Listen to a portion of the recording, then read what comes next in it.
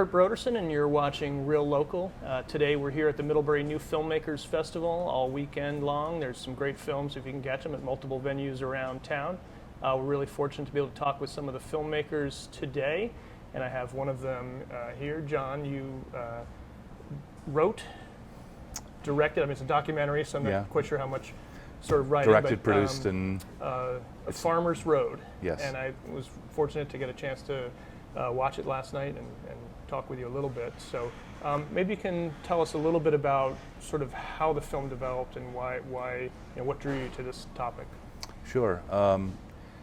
So it centers around a small artisanal farm in central Illinois. When I say small, I mean really small comparatively. It's surrounded in a sea of agribusiness commodity farms. And so this couple, a husband and wife couple, they were previously PhD soil scientists at the University of Illinois and originally at the University of Madison. These are major research institutions, world-renowned research institutions, and especially at Illinois, Wes, the husband, he was the chair of the agriculture department. Full tenure, full professorship at a major institution like that. And they gave it up. They resigned from academia, a very comfortable life, to work 20 hours a day raising goats and changing what was formerly a cash grain landscape into perennial crops and diversity and sustainable agriculture.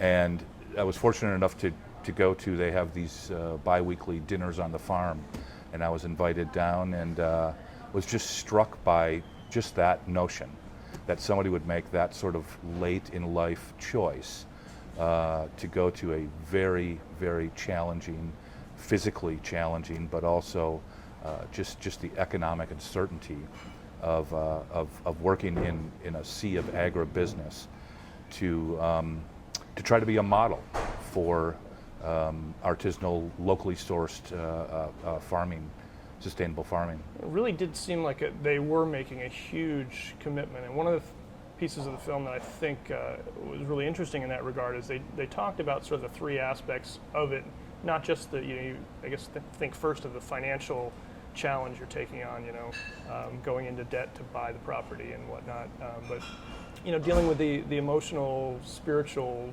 community side of things as well. I thought was really well addressed, because as I watched it, I thought initially it's a full-length documentary, and I was wondering why did you choose full length? At first I thought the story was smaller, and then just as you start to wonder, are we really going to cover this for the rest of the documentary? It sort of changed gears and moved to the next piece of the story, and really did sort of seem like chapters leading you forward, and you covered a lot of ground in there. And I know I don't want to give away the ending for anyone, but it sort of leaves you, in a little different place at the end there than you might have expected. Again, it seemed like for being filmed in Illinois, it seemed like you were very much a Vermont filmmaker. I could see some of the same stories. There's a real commitment to local community agriculture, and the distinction between agribusiness and agriculture is something people are very concerned with here in Vermont as well.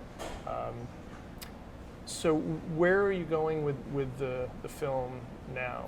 Other festivals that you've been screening at? Yeah, well, Middlebury was the world premiere, so it was a really, really great invitation to be not only premiering here, but having the event itself be an inaugural event. And as you said, I think it resonates a lot with the rural communities of places like Vermont. I've also been accepted at Newburyport in Massachusetts, and I have a bunch of submissions that are still waiting for notification. So I'm just sort of starting out on the festival circuit, and I think ultimately when that completes its cycle, and I guess it'll be ongoing for a year or two, but the ultimate goal is some sort of wider distribution, but also really important to me is to get this in the hands of agriculture organizations from an educational standpoint. I can see modules of the film being introduced at agricultural college, programs, just as a way to say, if we're going to change, if we're going to move the needle on this idea of understanding where your food comes from and locally sourced ingredients, which is a real trendy thing in the foodie community, but it needs to go much wider. We have a serious, at least I think, we have a serious concern in this country that is being propelled and sort of extrapolated with these big box superstores of the lowest possible prices for everything, and there's some interesting statistics in the film. Americans spend the least amount of their expendable income on food than any other country in the world. And so I think there's a mindset that I'd like to try to change and tap into, that we shouldn't be thinking about the biggest possible plate of food for the least amount of money. So there's models elsewhere in the world, Europe in particular, where food costs a little bit more money, but it's raised with care and often organic, and the idea of locally sourced food, it just costs a little bit more money, as opposed to going into cold storage and traveling 1,500 miles, and you don't know where it came from and what the farmers were like when they were raising it or growing it. So that's what I'm trying to do, is to tap into and capitalize, quite frankly, on an interest in food in this country, but take it to the next level and try to move the needle. Great. Well, I think I'm glad this is the world premiere. I think it does, like you say, resonate with a Vermont audience and certainly rural communities around the country.